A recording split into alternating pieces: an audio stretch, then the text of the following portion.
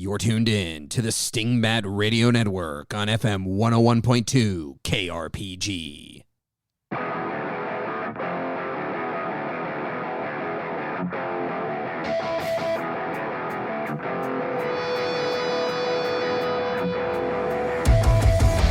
Welcome to Dungeon Master Diaries, a podcast about Shadowdark and other role-playing games where two GMs talk about their recent experiences at the table and hopefully give you something useful that you can take to yours. On the show today, we discuss the Bard class.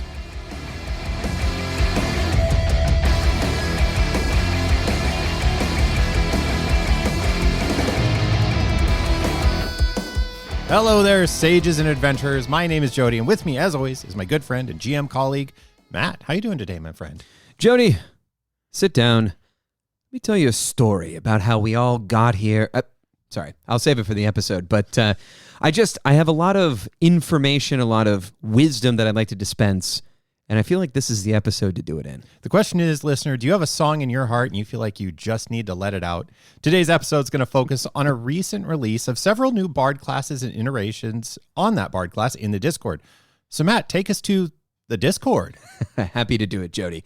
So recently, Kelsey released a new version of the Shadowdark Bard class. Specifically, there were actually a couple of iterations that came out on the Discord. And the updates sparked some really interesting discussion on both the Discord channel and the Reddit page. And the Reddit page discussion I have far less understanding of. So we're probably going to keep our discussion to the Discord channel in particular here. But those discussions revealed that the Bard that I had in my head was not in line with the one that was in Kelsey's and is in Kelsey's, or really in the minds of the community at large. And in fact, it became apparent really quickly that there were a lot of varying interpretations of what a Bard should be. At our table, in our ongoing Dolmenwood campaign, Jody, you have actually played an earlier version of the Bard, the 1.3 version, from levels 1 through 6. So we have some experience with that, and you seem to genuinely enjoy your time doing so. So that asks the question, how do these changes affect the class? But more importantly, perhaps, how do our assumptions about fantasy itself inform our interpretation of not just bards, but everything? All right, well, let's gather around the fire and have ourselves a nice little fireside chat, maybe with a lovely lute or a mouth organ, as Craig Ferguson used to call him. Oh, that's a good pull. That's a good pull. Around the fire here as we have ourselves a little chat about the Bard. So, Matt, you just mentioned, and I'm going to self-aggrandize and say, hey, let me tell you about my RPG character. But as Matt said, I did play a Bard named Tom, and I'm going to use his name because he's a cat. Tom, cat, boy. Anyway, played him from levels 1 to 6, and you're absolutely correct. Loved playing the character almost to a problematic level because of cat-like shenanigans, and was like, at some point, this guy is just going to bite the hand of the party he's in.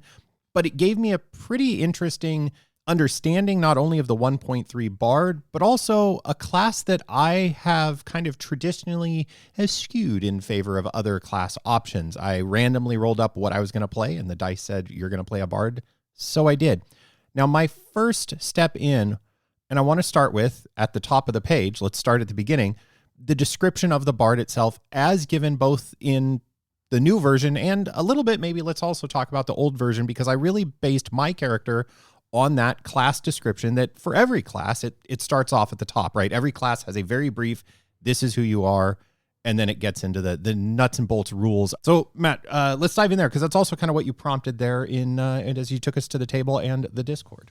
Yeah, so the description on the most recent Bard class is actually a shortened version of the old one, mostly for space and additional words in the class itself. But here it is. Bards are welcome wanderers and wise advisors. It is their task to protect and share knowledge handed down through the ages. So that's the first kind of thing that if you're coming to the Bard class, you know, you read that one sentence description, and that should ideally prompt an image or some kind of framework for the class. So Jody, the one that you were working off was a bit different. I don't know if you want to read it or if you want to just kind of describe the salient differences. Yeah, there's some minor changes to this earlier version. It's got the same general spice, but there's a couple little extra nuggets thrown in. I'm just going to read through it. It's very quick.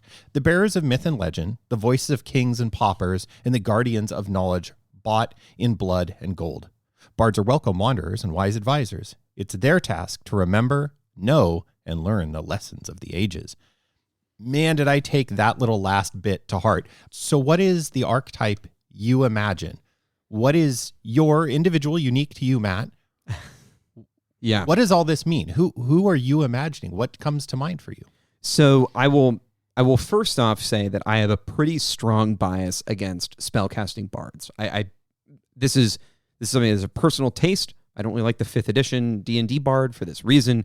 And I feel like bards oftentimes are built in such a way where, if you want to call them half casters or whatever mechanical terms you want to use, it's not my jam. When I saw this, I thought, this is it. This is the bard that I've been looking for.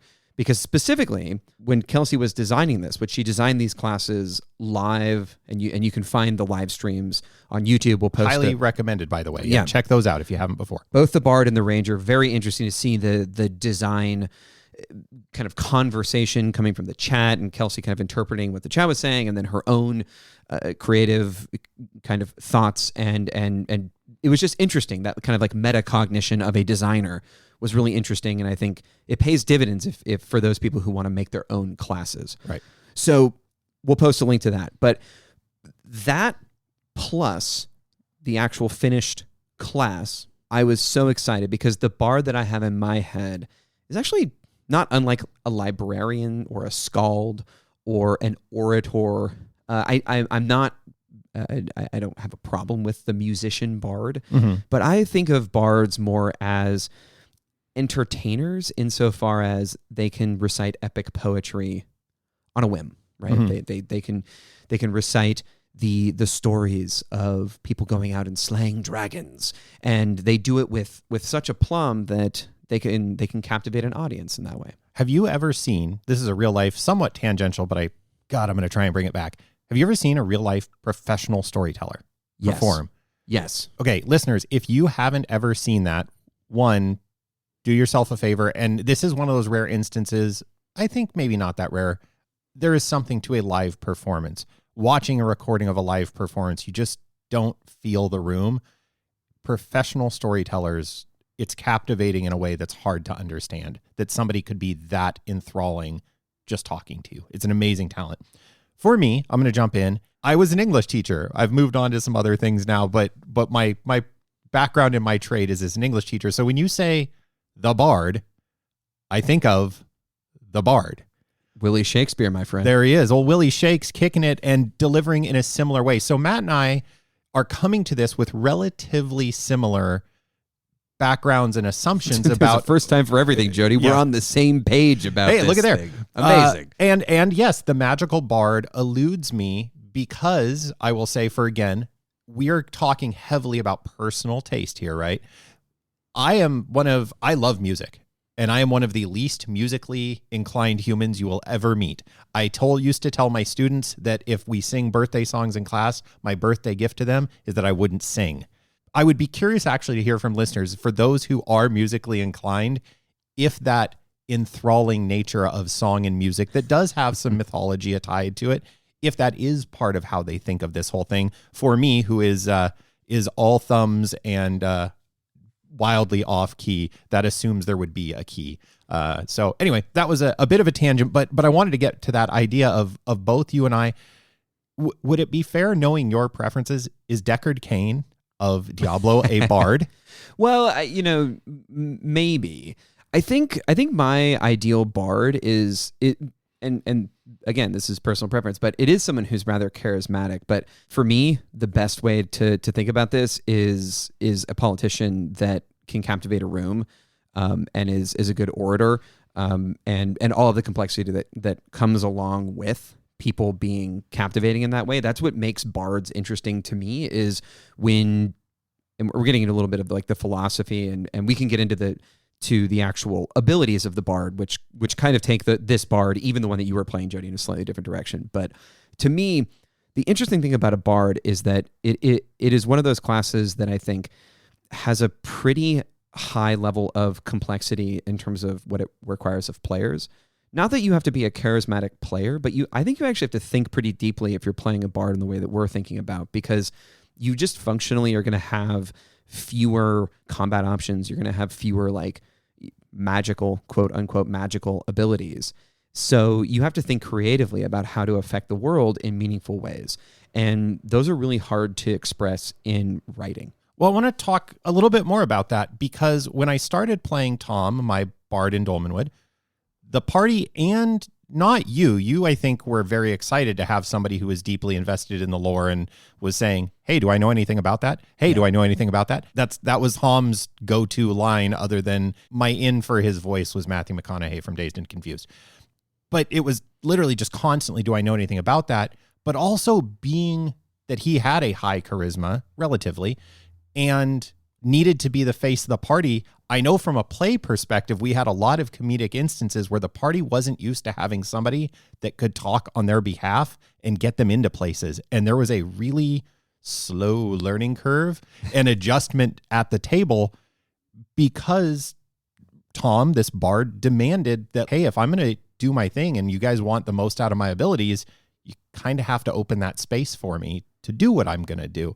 So is that the sort of thing you're talking about? And did you notice any of those adjustments as a GM of a bard? Well, I think so. For me, a bard has to inevitably deal with the complexity of having just their brain. Like the thing that makes a bard interesting to me is their quote unquote abilities are those of rhetoric, are those of critical thinking, are those of argumentation, or, you know, the things that I think that maybe bring the class closer to real life, which actually might be for some players not interesting, right? Like this is maybe something that, like, dude, I have to do those things in real life. I don't want to do them in a game. I want to like cast a cool spell, man. Like, so I totally hear that. But I think what makes bards interesting is that they're the people who are sitting there with their notebook, right? These are players who I believe you have to want to know about the world. You have to want to know about the lore, and then you need to take notes and think about the world and treat it like a real place. Right. And not that I don't want my other players to do that, but I think there's a very high ask of players who are playing the kind of bard that I like, because they are the repository of the game. Like the entire culture of the party and the lore of the world has to be the person who has to have the most command of that is the bard in the party, if there is one. Right. And it's not that other players can't do that, but that player then needs to, in some way, either through first person or third person role playing or whatever, they need to be that in the world. They need to be the person who's like, we are going to have a fireside chat right now and talk about what the heck is going on. Let me tell you, maybe they don't need to lecture the party in real time at the table, right. but role play that, like, my character gets up and sort of lays out the details of the world, draws a map in the ground next to the campfire, and says, where are we going next? Because we know that there are these big machinations of these factions. That's what I like is your abilities are they're not extraordinary, right? They are your extraordinariness is in your fine tuning of your brain, your rhetoric, and potentially your ability to captivate an audience through oratory or musicality or song or whatever. Right. So a couple things on that as we move towards talking rules and what's been workshopped, what's been changed, what's the thinking there. That Kelsey's been generous enough, again, to do this publicly. The notion of publicly showing your iterative work is, as a designer, that's a bold move on her part and something I give her a ton of credit for.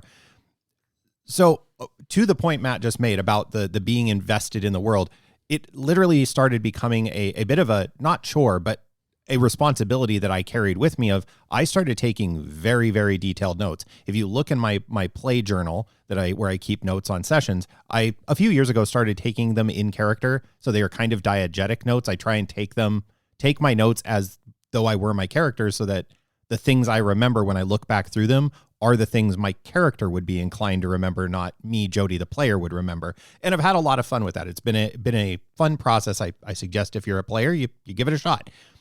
when I played Tom, this bard, it's night and day when you look at my notes. There are arrows connecting things. There are subnotes. There are revisionist pages where he's gone back. I have gone back and literally realigned my notes so they make more sense to better be able to remember the stories that he heard.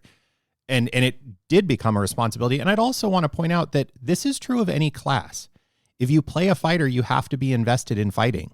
If you play a wizard, you are interested in magic and casting of spells and the magical properties of the world. If you play a thief, you are interested in sneaking and stealing or breaking in or whatever version of thievery you invest in. If you're a ranger, you're invested in the natural world. So this is not unique to the bard class. Now I want to talk a little bit about, so those are our assumptions, and there were many. Yes, there are. Kelsey laid out a couple archetypes, one in particular that really kind of caught you and I a bit off guard, and it ties, frankly, to one particular ability. I think I want to just jump in with the elephant in the room here. Do it. So Kelsey laid out a Pied Piper, that was the archetype that her design and thinking was built around, a magical, to some degree, being who has supernatural. The ability. Right, supernatural was actually the exact term, thank you, that she used.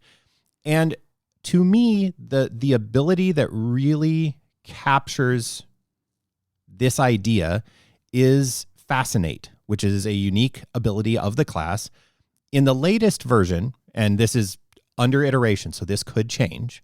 In the latest version, Fascinate is a focus ability. It requires a DC 12 charisma check. Once you pass that charisma check, you transfix near targets that are your level plus half your level, rounded down, the usual format there. And if you fail, you're unable to use this ability until your next rest. This ability in the bard I played, and this may color my perception of this whole thing tremendously, that was a unique talent that you could only roll up, and it required a DC 15 charisma check to hypnotize targets in near, and focus was the duration. So it was really kind of deeply behind a door. It was a once a day thing, and you had to roll a 15 on a charisma check, which is pretty iffy. And it was not an ability my bard had at all. But this new one it's just a core ability. And my goodness, the discussion that spun out of it, to really just cut to the chase, is, so does this work like a sleep spell effectively? And it gets into the kind of nebulous design, or you make rulings, you make the call at the table that makes Shadow Dark so appealing to us. And I think anybody who's really loving the system, when it says transfix near targets, what does the word transfix mean? How are you interpreting that? Are they completely disabled and you can just finish them off? Or are they just enthralled by your words? Is this magical? Is it supernatural? If it's supernatural, what does that mean? Et cetera, et cetera. Matt, I'm yammering. Help me. I'll jump in here because you gave me a lot of things to think about, and largely because I hadn't really. It's been a long time since we've taken a look at the iterations of the Bard class. We had a lot of conversations about this when we were building our zines and our rules for our Sunday role-playing game group, because you and I were running at the same time in different dungeons, but we were using the same core rules, Shadow Dark, and the same house rules and classes and everything. And so, right, the characters could interchange between tables. Right. So we wanted to make sure, which Bard class were we going to use, of the iterations, or were we going to change anything? And I think one of the things that's interesting about Fascinate in particular is that it is a place where there's a lot in a few words. And there's a few places in Shadow Dark that do this. I would reference the Halfling Ancestry ability, right? That you go invisible once per day for 3 rounds. Mm-hmm. This is another place where I think that there's some assumptions built into the actual rule itself that I just don't think are super clear from the class page, right? So in terms of the Halfling, maybe you kind of understand that there's a connection to a Hobbit and that there's like the invisibility thing. Mm-hmm. But again, invisible is doing a lot of heavy lifting there. Here, Transfix is doing a lot of heavy lifting, and maybe combined with Fascinate. And so when we read that, I think what we read was much more in line with what you're talking about with that storyteller. Right. Right, which was not supernatural at all. And in fact, to take it to the table and to kind of ground it in a conversation that actually happened at our table, you were running one of your small micro campaigns, and I was playing, and my fellow player was playing a bard. Was playing a gnome bard, and it was a lovely character. Yeah, she was hilarious, so much fun to run for. Great, but there came a time during a pretty pivotal battle where she wanted to fascinate a group of people or use this ability, right? We might have actually been using a different iteration of the bard at this point. May have, yeah. Because I don't want to go back and kind of like collate all these things, but needless to say, she had that ability. She wanted to use the ability and to fascinate, one or more people on the deck of this boat, and it was during combat. And I remember in that moment thinking, man, I would not want to be in your shoes, because this is a player who clearly had read the ability and thought that it meant one thing. And I knew exactly where you were coming from and I could see it. I could see you doing the math of, how do I let this player do something cool because they think that this ability does something cool? But how do I also make sure it doesn't like break the reality of my world in me, the GM, right?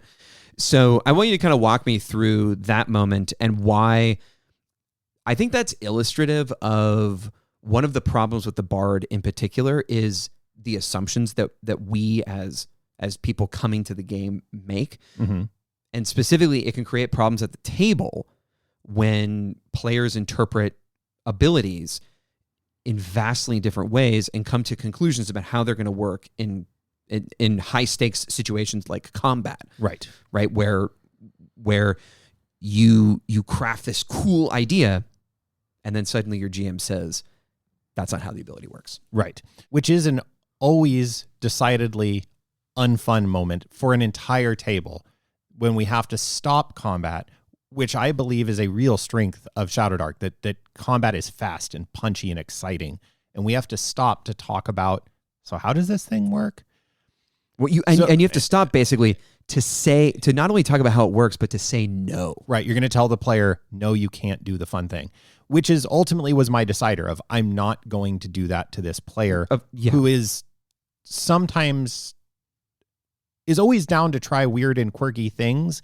This was a step outside the box. This was dabbling into magical abilities, which this player historically has just not done. They avoid using magical abilities. They don't want to do that. They're a combat first player. Right. I smash that thing with my sword. I do it in cool ways, but I'm not going to be casting very many spells. I don't want to engage on that level. So here was that player trying this and wanted to reward that. And so what I had to do is come up with how do I agree to this and say yes to what you want to do, but also make it clear that there has to be limitations, because no, your bard does not have a built-in, frankly, better than sleep spell in the way, if you read this in the gray of transfix and fascinate, if you read it to the maximum power level, it is everybody in near is immediately powerless. And that's not how I saw this. So what I said was, you have their full attention. They are still defending themselves because there is a raging combat around them, and the person standing right in front of them that's not you is still threatening them. So they are still defending themselves. So anybody else who engages here will have to deal with that, and it will be very clear that you are no longer a priority at the point that your friend is trying to stick a pointy object into me. So that was the way I ruled it, was, okay, you have their attention, but if anything happens to them other than they have your attention, it will break the effect. Like the effect will stop because you are no longer fascinating now that death has entered the equation from another source. That just felt common sensey to me. And it allowed, and we could play forward very comfortably from there. The player made the roll. There was a hilarious discussion around the rates that these brigands were being given based on their leader, and the leader trying to backpedal out of like, what are you all doing? This is what I'm talking about. This is what I'm talking about. And it became this really fun back and forth that this particular bard, her background was in stage management. She was not a performer. She was a stage manager. So she was very comfortable in working with groups of people and working deals and negotiating. And so she started just opening up well, what are you being paid? This seems like not much. You guys are dying here. You should stop. And they went, wait, what? And they're like, yeah, this guy's screwing. And it became a very fun scene to play through. And things then degenerated because at some point the other players were like, yeah, but we have to kill these guys. And so they did that and they went, this doesn't seem like such a good deal. And it played out in a way that we had a great time. And it was thanks for bringing it up, because it was a moment where I went, okay, here's how this is going to work. Does that work for everybody? Yes. Cool. All right, do it. Roll. And bam, she made the roll and it was awesome. And we moved forward very quickly. So I was really happy with that played out that way, but it definitely was as a GM, I'm about to have to tell a player, no, this isn't fun.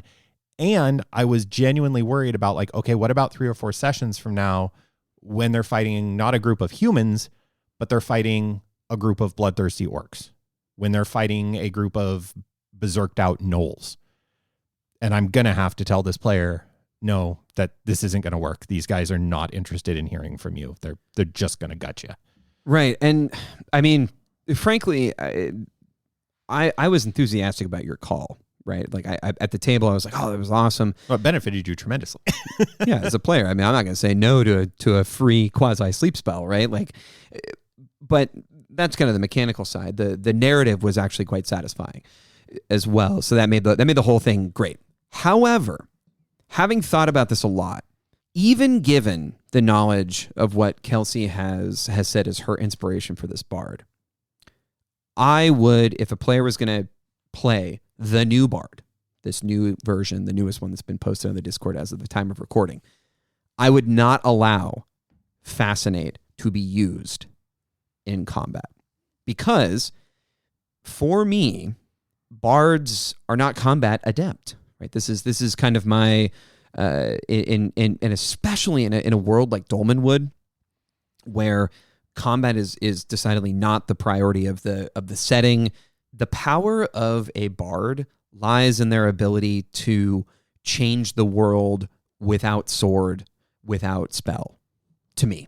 Literally being able, because there are so many things that cannot be accomplished with sword or spell in role-playing games when we're talking about those amazing ongoing campaigns that have politics and machinations of different factions.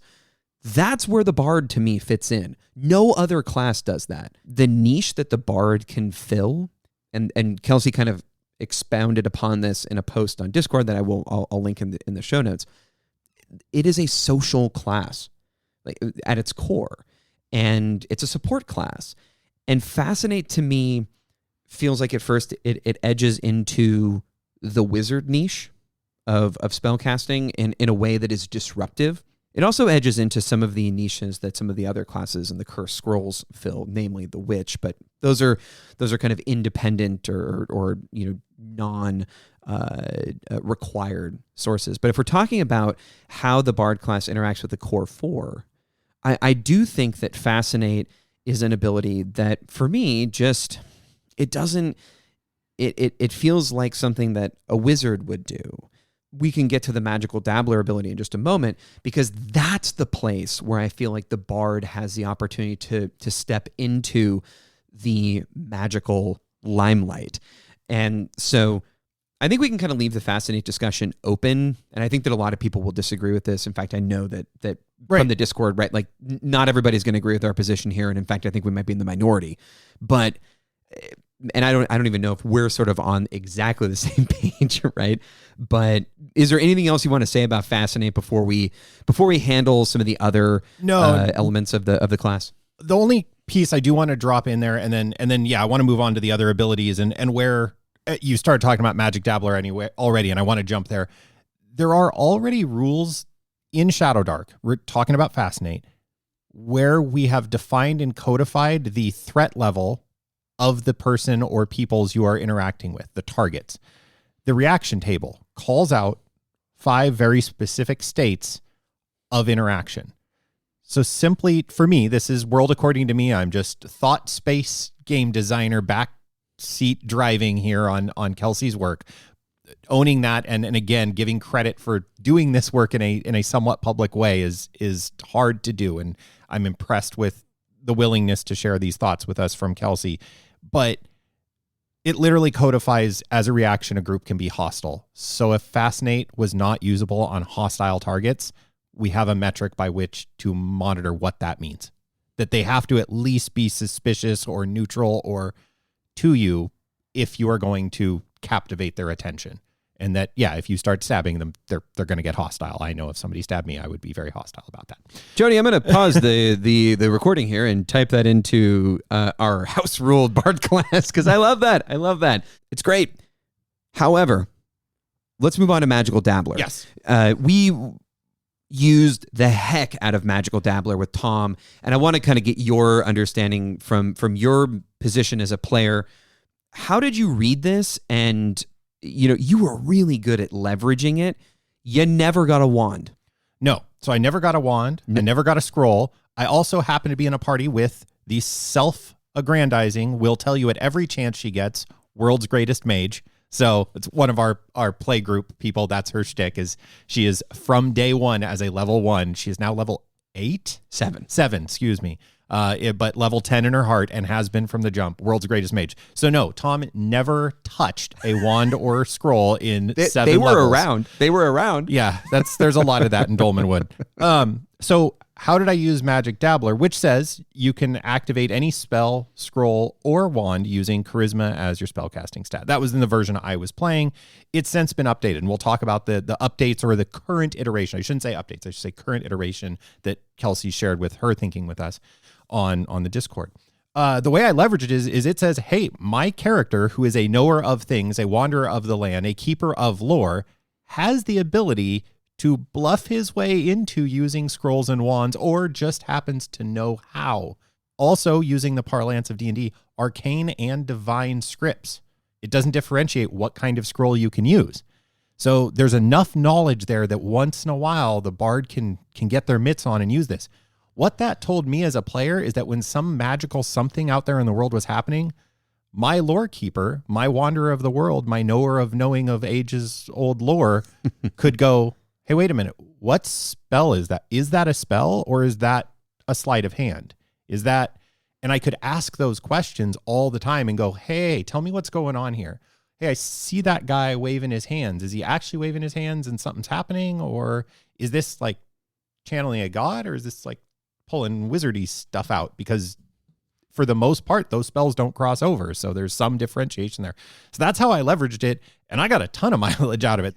Well, I think to talk about niche protection for a second, this idea that, we want each class to kind of operate in its own unique place. And these additional classes outside the core 4 have to fit themselves into smaller niches. So like the bard, the ranger, they're not going to have the same broad spectrum niche like a fighter is. A fighter can go in lots of different directions, can use lots of different weapons, has extremely useful abilities, and can become very powerful.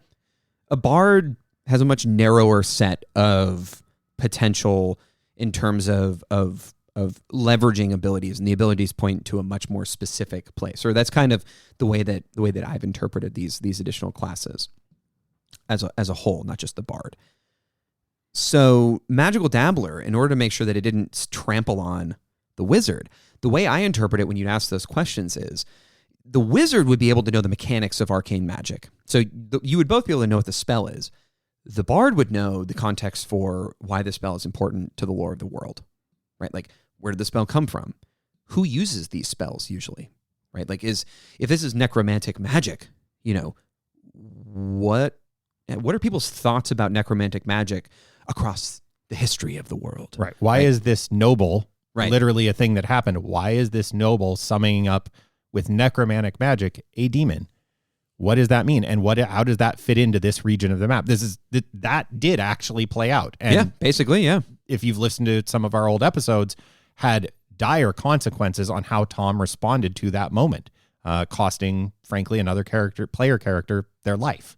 And the cool thing about that is that player character was playing a wizard, and if they would ask about it, it would be the mechanics of the spell. Right. Do you need any ingredients or any material components to cast this spell?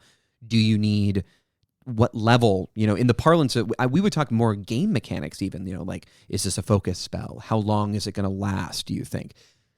The wizard player would know that, and maybe a little bit of lore. They also wouldn't really have to roll for it, right? Mm-hmm. So you would have to roll. You roll advantage, but you'd have to make a roll to discover these things, whereas the wizard would just be able to recognize the spell, know the mechanics of it, etc., to protect that niche of each class. And, of course, the bard can't learn that spell. If they find a scroll, they might be able to cast it, but they're not going to be able to learn the spell permanently, again, protecting the wizard's niche of being the curator of all arcane magic. And, of course, this is also true for the priest, just with divine magic. So that's how I interpreted Magical Dabbler, and I think this is a great ability. There's been some back and forth, though, Jody, about whether or not this belongs on the bard or if this belongs in a different class. And I think at this point, we can talk about Inspire, Distract, and the Bardic arts it kind of in passing, but I do think that Fascinate and Magical Dabbler are kind of at the crux or the apex of the problem. And so what I want to ask you is, the Bard is a class that kind of elicits so many different opinions that I don't know how to answer this question. I'm going to leave this in because this is me actually struggling with how to ask a question about this. I'm just going to kind of ask you, and we can see where the conversation goes. Is it possible to design a bard class? Right? Like is it, because from my perspective, and a couple people have brought this up. In fact, I tried to bring this up and then kind of in a ham-fisted way, and somebody ended up like articulating it far better than I did. But to me, there's a problem with the bard class that is fundamental, which is that everyone arrives at the table with a different understanding of what a bard is. Maybe you saw the Dungeons and Dragons movie, Honor Among Thieves, and that's your bard, right? Mm-hmm. This kind of, suave lute playing guy who's kind of, aloof, but is charming. Or maybe you're arriving and you have the 5e bard, right? And there's tons of different 5e bard subclasses and things. Mm-hmm. I don't want to go on forever, but just to kind of give you an additional context, is the bard is it always going to be confusing, and is it always going to be a class that nobody can agree on? Yes to both questions you asked. You asked, can a bard be effectively designed? Is there a bard class? My answer is yes. Right, that was a bad question. Well, but yeah. Can we design, your second question, to me, if I'm interpreting what you're saying correctly, is, can a bard class be designed that actually or accurately or satisfyingly, maybe a better word here, captures the bard? And I still say yes. And my answer is twofold. One, the thief. What is a thief? And we've seen myriad iterations, and we're still arguing over 1974 thoughts about thieves. And we talked about that not too long ago. So yes, you can, because we already have one of our core 4 classes that what exactly is their role in their lane and their thing is even gray at the thief class. So the bard class will always have gray in it. And I think that's one of the core assumptions that nearly everybody brings to the bard. Because even if you are of the school of thought that bards are highly magical, supernatural, and it is their song and their musical or otherworldly ability to draw people's attention in a magical way, that's what they do. Very quickly, the very next beat, and I think this is the one most people agree on, is the bard lives in a place of jack of all, master of none. That is the bard's niche in the party. Their lane, if you will, is I get to do a little bit of everything. I'm not particularly good at any one of these things. I don't stand out except when we start talking to people and we start interacting socially. That is their line, but social interaction has always been the most nebulous part of the game. Okay. Yes. So I just want to punch in here. I want to punch in here for a moment because I want to ask you an additional question, because this is exactly where I wanted to take the conversation, which is, if you're a jack of all trades, master of none, and you design the class like that, why wouldn't a player just choose to do the thing they want to do by playing another class? If you want to do magic, why would you be a bard and not just be a wizard or a priest? Right. If you want to steal stuff and you want to be kind of like a charismatic thief, right? Like, go play a thief. And also, the nebulous nature of the social component of the game is interesting, because if Shadowdark is designed to be largely a dungeon crawl style game, which it obviously does not have to be, right. and certainly we have not played it that way in a multitude of our campaigns we've run. But if that's kind of that's certainly the aesthetic of the game. That's what all the art suggests in many ways. Where does the bard fit into that? Are you really going to be doing a lot of socializing in a dungeon where you're just cruising around, picking locks and avoiding traps and getting loot and trying not to get killed by that bugbear down the hall? That's, I think, where my hang up about can you design a bard class comes in is, first, if you're not great at anything, why wouldn't you just play another class? And if you're going to play a bard, how do you actually know that you're going to be useful when it comes to the social component? Right. Those are the second one's the harder question. The first one is, that's why the bard is not one of the core 4 classes. The session I just ran, I think, last Sunday, at time of sitting down and chatting with you, is they ran into that. It was a 4-player party, but they had 2 priests, a fighter, and a thief. They didn't have a wizard. And they got into some pretty gnarly combats against very easy to kill monsters, but they had no area of effect, which wizards are uniquely good at, especially at lower levels. And the party refrain, and I emailed them afterwards because I was a little worried about it was a lot of combat. It was a 4-hour session of almost entirely combat. More on that later, maybe. But multiple players messaged me back and said, no, it was a valuable lesson for us about party composition.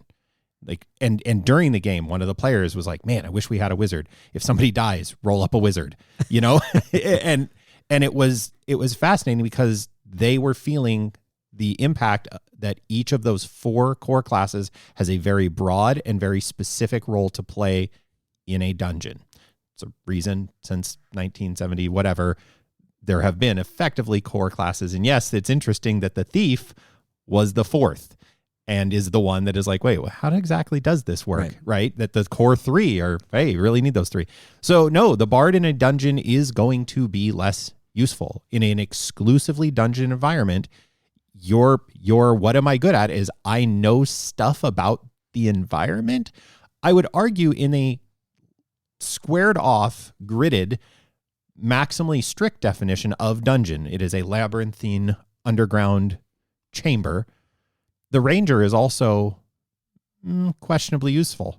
Their utility drops. They don't have an understanding of that world per se. Lest, yes, of course, they're an underground ranger. That's a thing. And yes, they are combat. Like they definitely fill a combat role, a ranged combat role.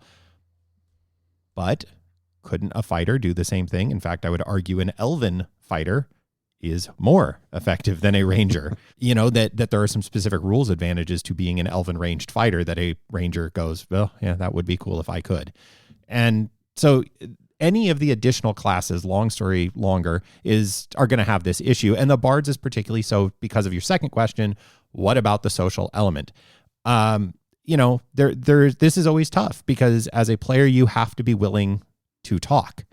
So the bard class is the quintessential role play versus role play. Right. ROLL and again, versus ROOLE. And it demands that the bard class says, hey, player, you have to understand how to do both of those things. Right. And I think what you were saying here is that you were really good about doing the role playing, the ROLE role playing, and talking extemporaneously in character until we got to a point either where it was very clear that the conversation was running a little long, or you got to a point where you're like, Tom would know something about what we're talking about and be able to deliver a specific piece of information. I can't, and then we would kind of go from there, and maybe a roll would happen, maybe not. But I think the Bard class presents some interesting cultural problems at the table.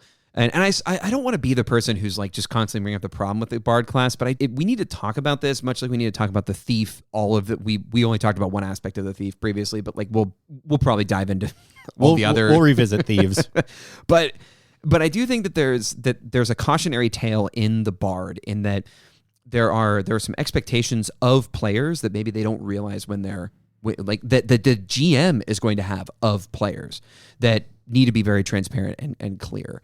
And whether or not a GM wants their players to extemporaneously speak like in character, whether it's first or third person or whatever, and actually do that role playing, or if they're going to be more on the like, oh, you can just make a roll and then see if you do charm the guard or whatever. But or do you actually have to describe how you're doing that, or do you actually have to do it? Like, do you actually have to literally talk to the guard? Right. Those are three very different scenarios that could create situations where playing a bard would be a much different experience at the table. The last thing I want to ask you, Jody, and again, as I've never played a bard. I've run now for a couple of bards, but really just for you, I think you have the most experience playing and then running for bards. I kind of want to get your thoughts on the bard class as a whole. Yeah. Just kind of thinking about this new bard class: Bardic Arts, Inspire, Distract, Fascinate, Magical Dabbler, Prolific, right? Well, two of those we talked about in depth. The other ones we really haven't touched on at all. And then, of course, the Bard talents, which hinge the 7 through 9 talent. The one that's most common is the +2 points to distribute to any stats. Those are, I want to get your sense of where are you at with this current iteration of the Bard? What are your thoughts about it? Would you be excited to kind of maybe, if you were to roll randomly and get a Bard, would you be excited to dive into this? Does it feel different enough? Or I guess not different enough. Does it feel different and like an iteration in a positive direction for you? Or would you maybe have gone in a different direction? Where are you at? Well, that's the question that really stuck and weaseled into my brain in your barrage right there was, if I rolled up this Bard, would I be excited to play it? I've mentioned this on the Discord, and I've only chimed in a couple times because I'm a Discord Luddite. The Fascinate ability is genuinely off-putting to me, even as a player, because it's an ability that I just don't understand what I'm doing. What is sticking with Tom? Tom fascinates a whole crowd of if he's just in the middle of town square, Tom could absolutely get up and get people's attention in all kinds of very cat-like ways and make a either fool of himself or sincerely rally the troops to him and give his St. Crispin's Day speech. If I'm in the middle of a fight, how does Tom? That's just not how the little dude rolls. And I would feel bad that I have this powerful ability that I don't want to use. And even that's if you were playing it like taking it out of the context of Dolmenwood, even if you were playing in a more kind of traditional fantasy sense, that would still be kind of I would still feel that way because again, my definition of Bard is Jack of all trades, master of none, keeper of lore, knower of things. That's who I am. That's my job. Be so and social. So there's my three, what are my design principles for me, Jody, as a Bard? What are the archetypes I'm playing into? This person is highly social. They are Jack of all, master of none. I can fill any gap the party needs me to. You're just not getting the best option. And I know a lot of stuff. The one thing that we all agree on, though, is that Inspire piece. I don't think anybody's batting an eye. There's been different rules changing around it, but that the Bard can distribute luck tokens to the party. The skills in oration, performing arts, lore, and diplomacy, those are the abilities that I hang my hat on. Prolific, we didn't get into as much, but it's a great ability that it's like, hey, if we do go carousing, in fact, one of the very last things I did with that character before I retired him for somebody else was he helped some lower level characters that had just joined our party by going carousing with them. And all of those aspects of the Bard class are where I hang my hat and where I get excited about it. And, we didn't talk about it, and I do want to talk about this real quick. The new Magic Dabbler rule has an additional piece that says, in lieu of a talent roll, you can choose to commission a random priest or wizard wand. I think that's really a fascinating and interesting one. And I'm way more excited about that than Fascinate. There's a give and take to it. It has a, hey, I want my bard to cast spells. Well, here's your access to some spell. We don't know what it's going to be because we don't know what your bard picked up out on the road, but they picked up something. And it's kind of a fun, interesting way to approach that does match the Jack of all, Master of none, and the randoms gap filling ability of a bard. And yeah, suddenly my bard casts Fireball. Woohoo! So I don't know. That's kind of my over under of is this new one more exciting than the old one? Not for me, but that's because my core assumptions are pretty fixed, and they're not the same as the core assumptions that Kelsey has shared. What I would say, if anybody listens to this and has inclination, is that descriptor piece we started with, it would, if this bard happens to be magical or supernatural or something like that, the descriptor really should call that out. And there's nothing there that does so at this time. So if that's the assumption that we're playing under, then okay, that's the assumption we're playing under, then it needs to call that out. And if it's trying to be as broad and general as possible, then it needs to do that. So there's and that's, that's tough stuff. Those are the hard parts of designing anything. Well, I mean, that's a development problem, right? And I will just say two things. First of all, I agree with you. This will not come as a surprise to longtime listeners now that I agree with you about the transparency piece about what is this bard, right? What is this bard? This is not the bard to end all bards. This is Kelsey's Shadow Dark bard. The second thing is, this is coming out in a cursed scroll that will also contextualize this class, right? The cursed scroll material itself, the way that the art is presented, the way that the material in the actual book, how it is contextualized in the entire cursed scroll will also help inform what this bard actually is, right? If there are other supernatural things and things that seem to suggest that everything about this cursed scroll points in a particular direction, that might also help the bard be more clear. So we're kind of looking at the bard class in a vacuum, much like we're looking at the ranger class in a vacuum, which I think once you get a little bit more kind of, meat on the bones in terms of having that zine around it, maybe that will help. Inevitably, we will do, as we are wont to do, some revision, some homebrew, etc. with this specific class. But ultimately, I actually think that the class iterations are just getting better and better. And like you said, if there's some clarity around the assumptions that were made when designing the class in terms of supernatural abilities, as you already said, Jody, I just think that would go a long way to framing the class and help players and GMs who are coming to that cursed scroll for the first time not encounter the same kinds of issues that are often encountered when we do have a bard that looks very much like the Jack of all trades, Master of none. So with that, I think that kind of wraps up our discussion. Let's hear from our sponsors, and then we will jump into our final thoughts after that. All right, Jody. As you know, Dungeon Master Diaries always has a sponsor behind us, pushing us forward, allowing us to purchase all sorts of gear to outfit our recording studio. And we couldn't be more excited to bring back Squarespaces. Squarespaces makes creating your perfect lair or dungeon easier than casting Magic Missile.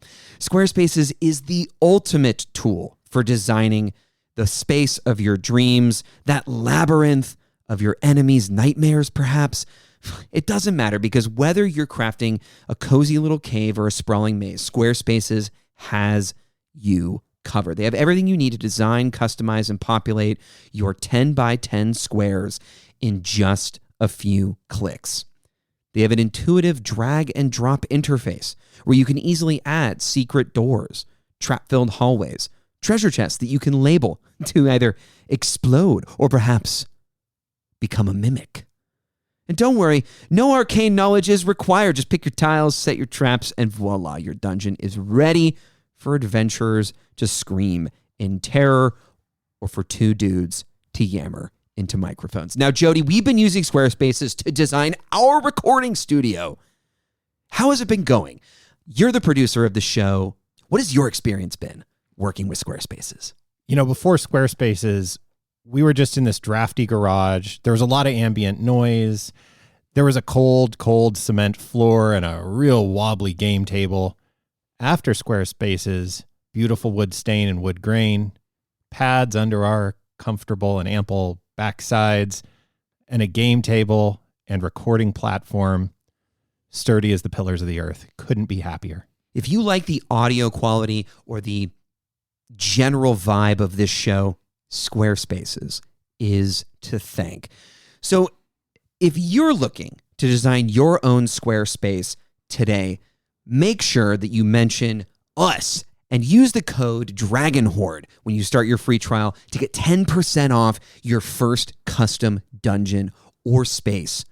That's Squarespaces, the easiest way to create a dungeon. All right, listeners, it's time we bring this topic into the light and share some takeaways from this discussion.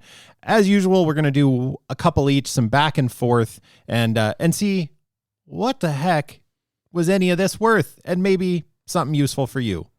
Matt, you are a storyteller today. You took us to the table. Why don't you kick us off? All right, Jody, my first takeaway is transparency of assumptions. You, as the GM, I think, need to ensure that if someone's playing a bard at your table, that you deliver to them some explanation or context for the way that you're assuming that bard is going to interact with the game world, because as we've talked about, lots of people are bringing lots of assumptions and lots of kind of preconceived notions of what a bard is.